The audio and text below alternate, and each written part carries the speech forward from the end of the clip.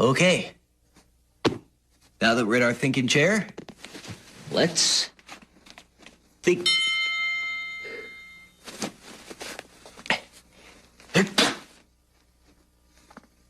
Okay. We really need to figure out what I need to feel better. Our clues are a spoon, a bowl, and vegetables. So what could Blue think I need to feel better with a spoon, a bowl, and vegetables?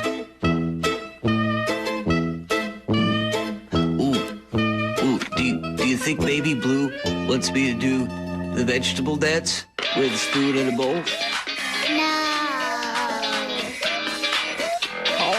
No.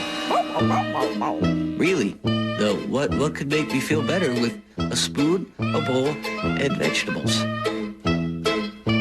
Well, you can eat out of the bowl with a spoon and add the vegetables and make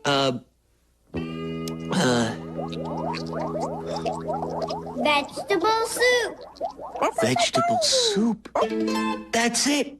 Blue thinks I need Mr. Salt and Mrs. Pepper's famous vegetable soup to feel better.